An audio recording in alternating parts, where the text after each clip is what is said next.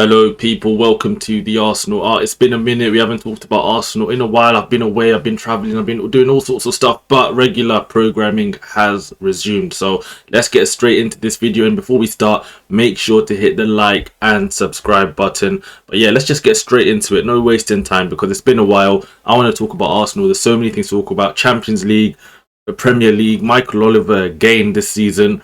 So many things. Transfers, Watkins, Matthias Tell, so many players. So let's talk about the Champions League game yesterday very, very quickly. Arsenal 2-1 winners in the end against Girona. Good win for us. It was a weird game of football. Honestly, watching it, I thought we were really comfortable for a lot of the game. Even the first 20 minutes, we should have scored in the first 10 minutes, rather. It's like first 10 minutes. Trossard, massive chance. Nwaneri, beautiful ball in. Trossard's gone and missed it. Calafiori scores an offside goal. We look comfortable, to be honest, for the most part. Girona looked like a team that wasn't really going to hurt us in any way until they did. And that was with Danjuma's goal. Over the top, pretty much ball. And they've exploited Partey. Actually, after the game, I'm watching an interview now with Danjuma. And he's gone and said that, that was something they worked on all week, pretty much, in terms of Arsenal. We knew Thomas Partey's going to play at right back. And if he's there, we exploit the spaces. And exactly what they trained happened, and Danjuma went and scored and made it 1-0. So at that point, you're like, we're 1-0 down. But as I said, I wasn't uncomfortable. I thought we were good value for our win in the end. And yeah, let's get into some of the stats and all sorts of stuff, and we'll talk about what's going to happen next in the Champions League for us, because I think we've done well. We've done well to finish even third, right? Obviously, every game in the Champions League, any knockout game is going to be difficult no matter who we play. We have to respect every sort of team that we can get. But it's looking all right for us. It's not looking too bad. But yeah, let's get straight into this one here very quickly. So yeah, we got the stats here. Straight away you can see they put in Nwaneri as the main man of the match yesterday. Absolute superstar. Put a little post on the channel as well. Yeah, kid's absolutely mustard. We'll talk about him. But in terms of the overall match stats here, as you guys can see, as I said, we dominated the ball. It felt comfortable. For me, watching the game, it felt comfortable. I even said I thought this game was going to end 2-1 because there was a moment, obviously, Girona made it 2-2, but it was offside as well. And even when they scored that goal, I was like, a bit weird. Because I was so convinced that game was going to end 2-1. I didn't think we were going to score. I didn't think Girona was going to score. I thought it was just going to end 2-1. You might as well even watch the goals show on BT or TNT, whatever it's called now. Just watch that and, move on. But obviously, me as a fan, I'm watching till the end when it's Arsenal. So, yeah, so 61% possession there. Total shots, 16, 6 shots on target. Big chances, 2 big chances. Even though the chance, I don't know if it counts. There was a chance we had a corner. It hits Timber. Open goal. If he positions himself properly, it's another goal for us from a set piece. So, yeah, we had 13 corners compared to their 3. So, overall, we pretty much dominated the game. As I said, for me, I felt comfortable watching it, even when we went 1-0 down. There was only slight moments, and we'll talk about it now, obviously, with the team. Let's get into our lineup here. When off the ball, you have Marino and Jorginho, and then you got Partey at right back, and you got Kiwior, not Saliba, Calafiori himself, he did well a lot of the time defensively, but he's not the quickest of players. Sometimes in the transition, it was a bit spooky, a little bit spooky. But on the ball, like someone like Jorginho, as we know, like quality on the ball. Some of the balls he's playing over the top. If we had this guy, 7 years ago, I think he would have been he's kind of a fan favorite now. Jorginho, I believe, with a lot of Arsenal fans, but I think he would have been even more so if we had signed him, a lot earlier. Obviously, it wasn't meant to be signed whenever he signed for Arsenal. But yeah, Jorginho's come in, done a good job. Marino, for me, I'm really not convinced with this guy. I know the stats here will say 7.7, most duels won, but I'm not convinced, to be honest, with Marino until today. I'm not sure on this signing. I don't see how he's not really improved us. I think he's a bit of a step back from some of the other midfielders we have over the last few years. So for me, not a massive fan of Marino, but it is what it is. I'm not going to complain too tough about him. Raheem Sterling, man, again, another player. I don't even like getting onto him. He's not even our player. He's going to go back to Chelsea. There's no way, obviously, he's going to sign for Arsenal permanently. He's pretty much done at this level. But it's a weird thing about Sterling. You watch him, and there's moments in the game with Raheem Sterling where you're like, yeah, I remember why you were a top player. He does a lot of the basics really well. He shows glimpses, like a couple flashes of what Raheem Sterling used to be or what he used to be as a player. But then again, We gave him the sympathy make-a-wish penalty that we gave to Havertz, you know, all that time ago, and yeah, he missed. Like, there's no point in, like, I don't even know why we gave it to Raheem Sterling. He's not a kid. He was not in need like Kai Havertz was. You know, even if he scores, what's this sympathy tax, man? Put a proper Havertz is the penalty taker. Havertz is on the pitch, right? Havertz normally scores penalties. Let him take it. Raheem Sterling is not a good penalty taker. We've seen that throughout his career. He's not a good penalty taker. Why are we giving it to him? We're 2-1 up, right? But you never know what can happen in football. You never know. We could have, you know, missed the penalty. Girona go and score while we had a chance to kill the game. You never know, right? So for me, I don't really like that we did that again. I just say give it to your best player. None of this sympathy penalty nonsense. And yeah, he's gone and missed anyway. But overall, for him, for his level right now, I think he's finished. It wasn't bad. He didn't have a bad game. I would say he didn't have a bad game. He looked okay on the ball. As I said, the basics and little flashes here and there, you can see like, oh yeah, he used to be a good player. But he's done. He's done at this level. So it's one of them ones when we talk about transfers and we talk about players that we need to sign. Yeah, he's gonna be someone that we really need to get. Yeah, we need to just send him back to Chelsea. Sign 2 attackers and just let him go back, man. Let him go back. Unless we just want to keep him there on the bench. I don't even know. Like, we're out of the FA Cup. We're out, well, halfway out of the Carabao Cup unless we make a mad comeback. Like, right now, there's not many games I think he's going to play, especially now with knockout stages, Champions League. Every Prem game is obviously getting really, really important. When everyone's fit, hopefully we make the signings in the next day. What day is it today? We got about a day left. Let's see if we sign anyone. I want 2 players. I know we'll only get 1. Maybe he'll get minutes, but Saka's going to come back, etc. But yeah, we'll see on Raheem Sterling. My point of view, the guy is done. But yeah, let's get on to Trossard. This guy here, as I said, Trossard, he's a good player. You know, one of the better signings that we've made over the last few years, especially in the January window in general for Arsenal. We signed him, was it 30 million? Was he might have been a bit less, but yeah, good deal. He's done a job since he's come in. But in terms of the game against Girona, I think he should have scored at least 2 goals. He hit the bar, and that chance early on from Nwaneri, couldn't get his body positioning right. Should have buried that. You know, it should have been 1-0 there. Didn't do it. But yeah, overall, Trossard, I haven't got much negative points to say about him apart from the fact that he should have scored. Should have done better with his chances that he got. But the main man, let's talk about him. Ethan Nwaneri, the kid is a superstar. He is a superstar. You know, when you talk about talents coming out of Hayland, obviously Lewis Skelly, it's ridiculous, man. Lewis Skelly is ridiculous. When I think of an Arsenal player, you know, I'll say, I just show someone Lewis Skelly. Yeah, that's what an Arsenal player is all about, right? And it's the same for Ethan Nwaneri. What a special, special talent, man. He's got a trademark move already in terms of the cut-in, the way he wraps his foot around the ball, the way he's able to place a ball with the accuracy, the power, his shot selection, everything.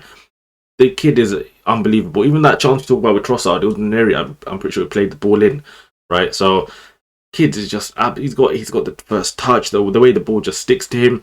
Owen Hargreaves, I was listening to him after the game yesterday, and he's gone and said like he didn't want to mention what player he reminds him of, but obviously he was trying to reference Lionel Messi there. Obviously, you don't want to say on TV, this kid is like Messi, blah blah blah. Obviously, you know what? There's never going to be a player like Messi, you know, 1 of 1.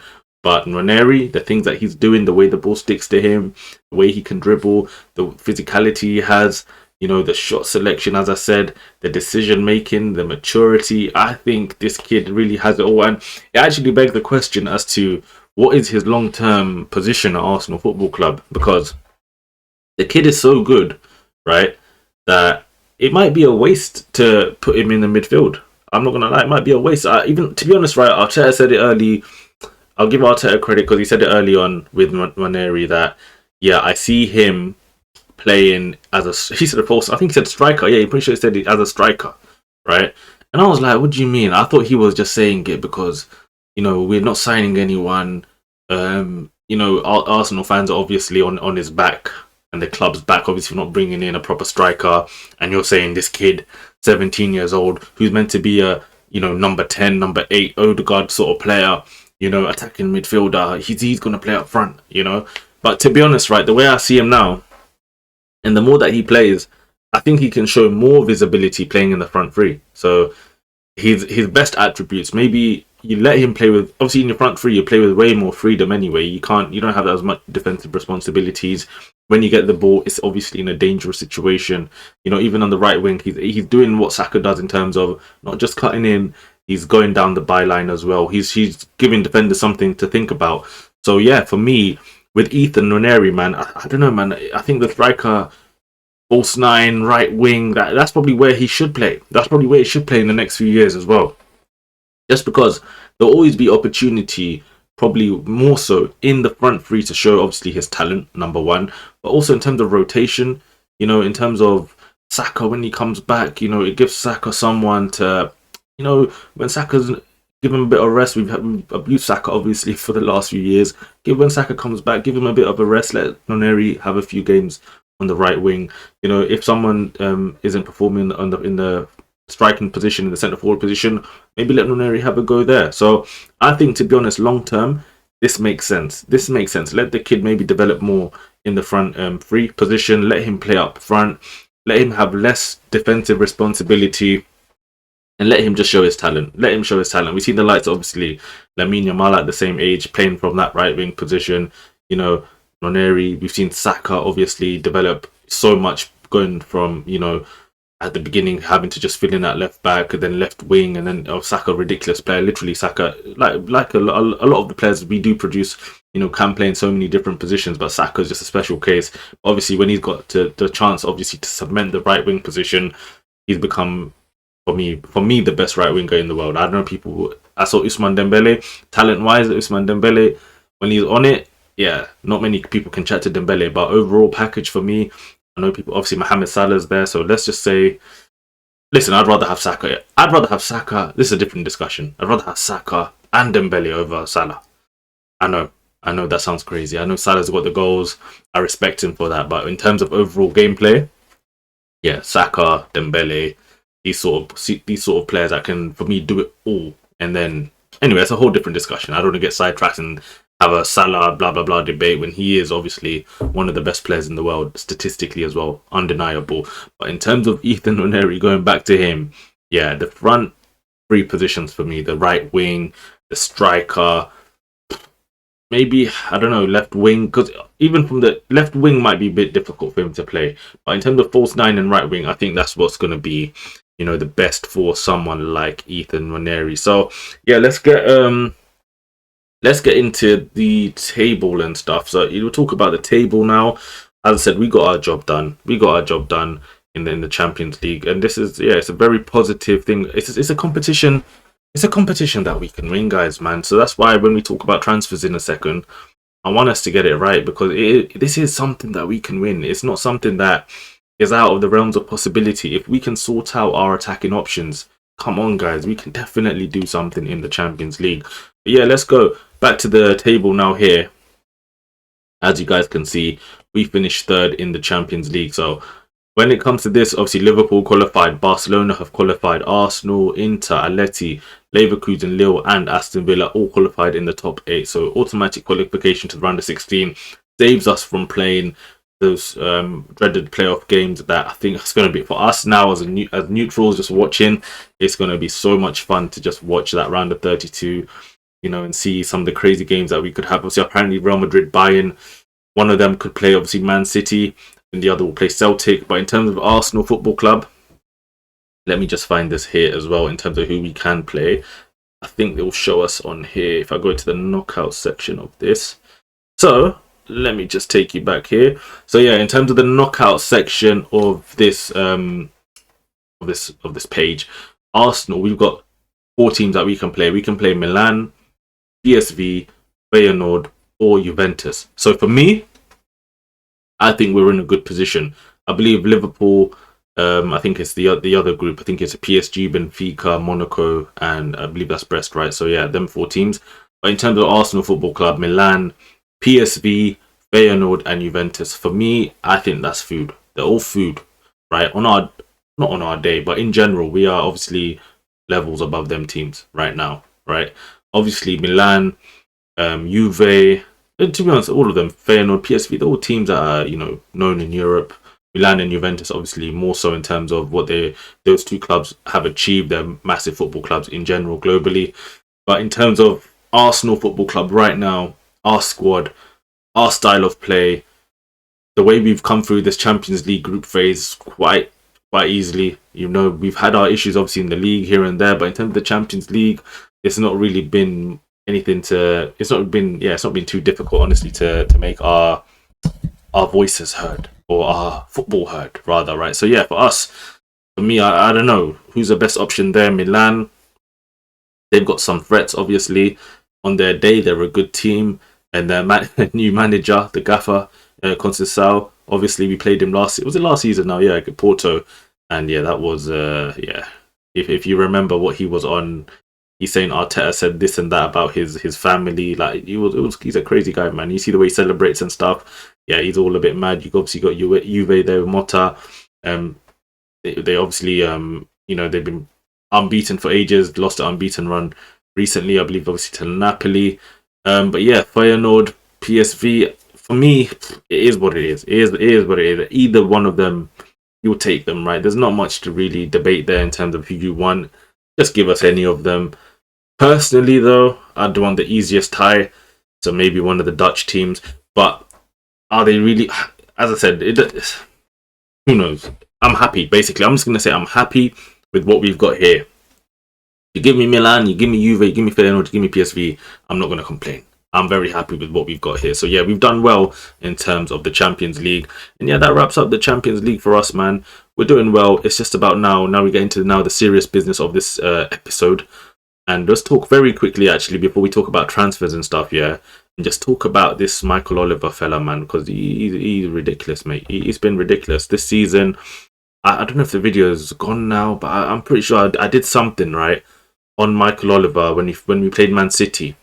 And what he did to Trossard that day, I was fuming at him, man. And again, what he did against the Wolves, Lewis Skelly, the way he got sent off, I'm going to watch that back a few times. And I just don't understand. What is he on, man? Anyway, so obviously we got Wolves here. We won 1-0. How many days ago was it?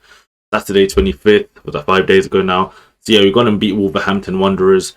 And yeah, we had a good game there in terms of the result. Obviously, we had to suffer. Gomez for them got sent off, and as soon as he got sent off, Calafiori, bang bang. And yeah, Calafiori, man, just quickly on him, as I said, he's a weird player, man. Like he's like a unicorn. I don't know how to describe him. He's just like everywhere. His finishing, like the way he pops up and does, Calafiori, yeah, he's a mad player. I just hope he stays fit, man, because the talent that he's got, yeah, is serious. He's a serious player.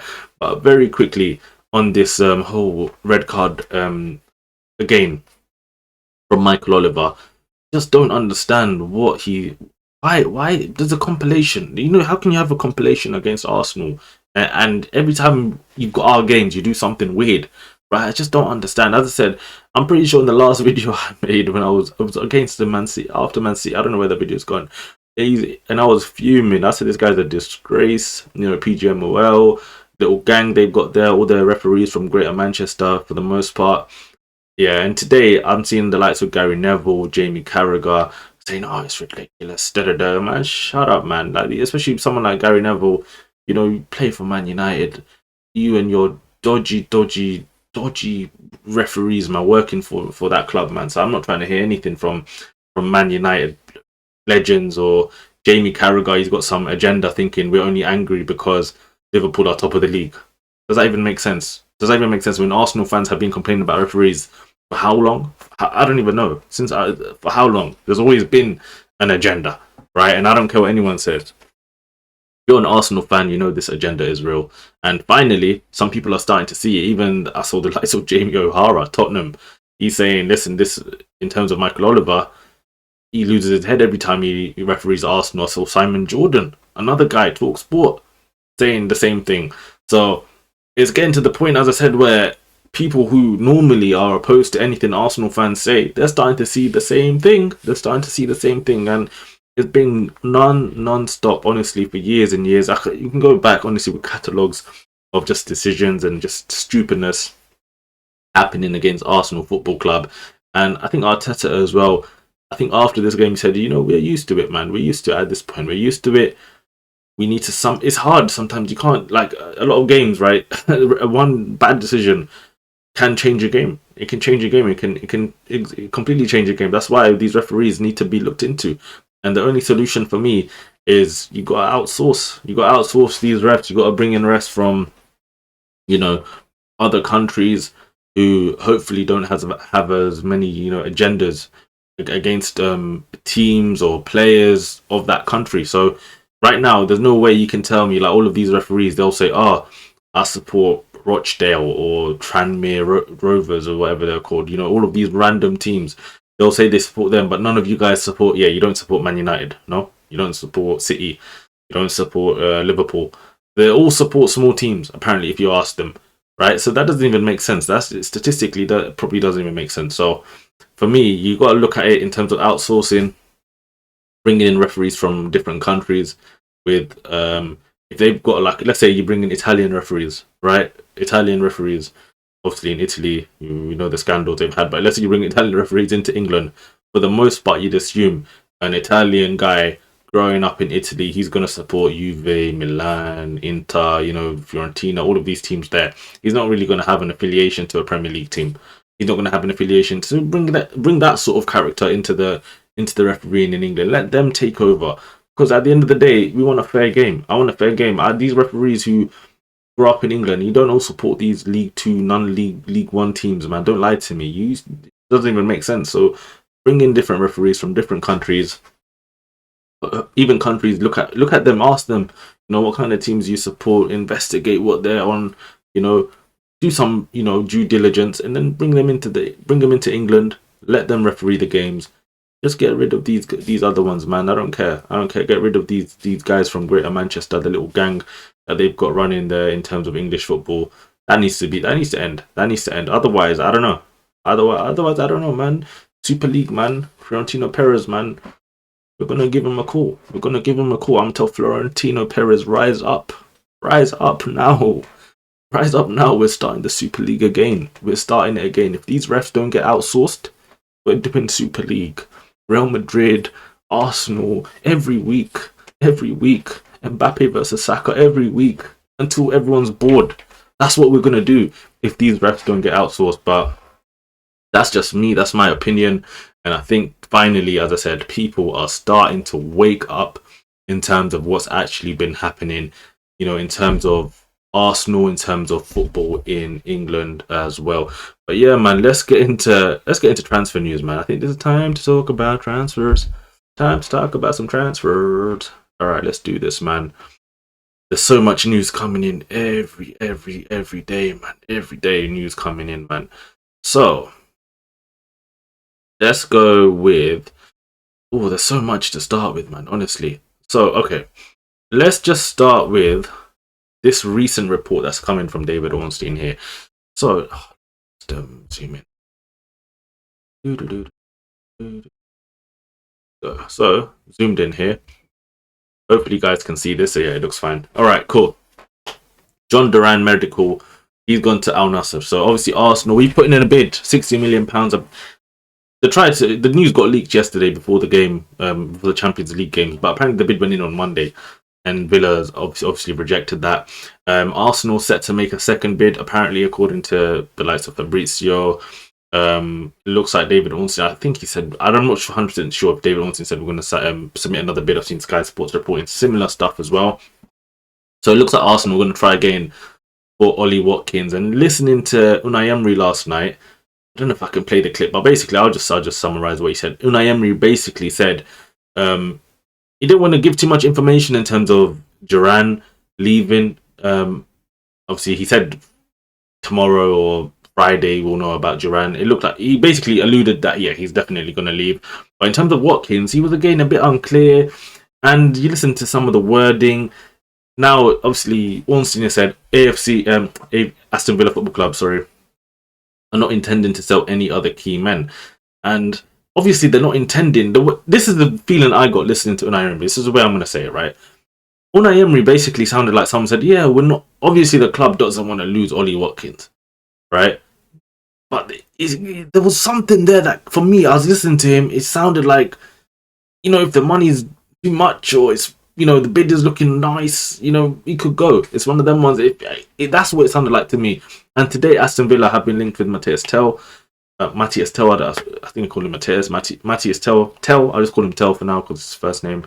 Matthias or Mattis. I always get confused. But anyway, Tell from Bayern Munich. They've been linked for him to him today as well.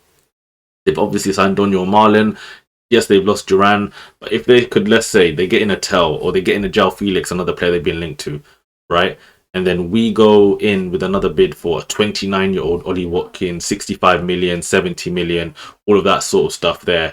For me, I think that, I think that we could, I think that we could get this deal done. I don't know. We obviously got to put the money down, and Villa are just difficult. I don't know what it is. It's not just Villa. It seems to be every English club.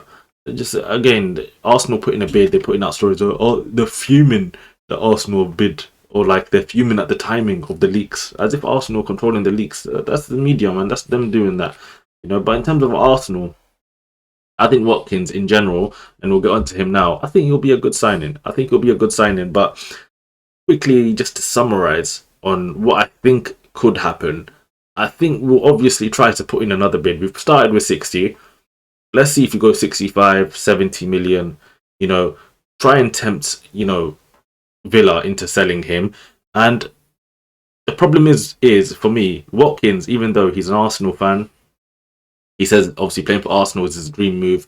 I don't know if he's got it in him to cause a fuss. That's the only thing. He seems like a nice guy. So I don't know if he's got it in him to cause a bit of a fuss with Villa and be like, listen, I really want to leave.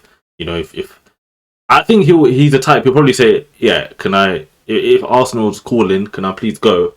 But he's not the type who's gonna throw his, toys out the pram and start shouting and demanding, if you don't sell me, I'm gonna do X, Y, Z. There's that story about Troy Deeney, and he talks about when I think he wanted to leave Watford and the things that he was doing, but that's a different personality altogether.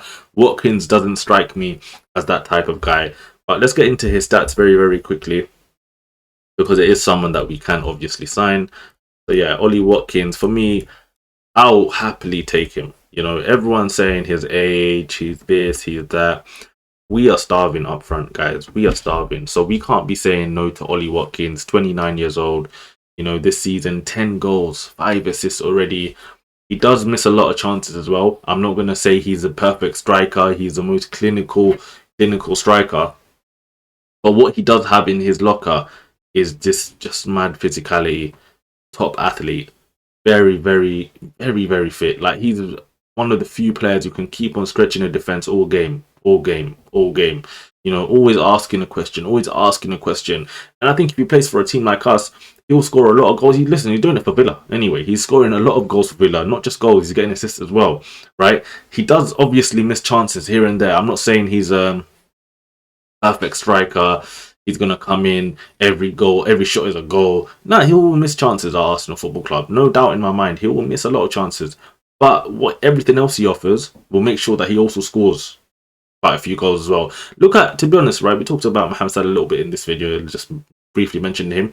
You look at someone like Mo Salah at Liverpool Football Club, he gets a lot of chances a game as well. He gets like 4 or 5 chances purely on his, his physicality, on his timing. A lot of that stuff Watkins has as well, right?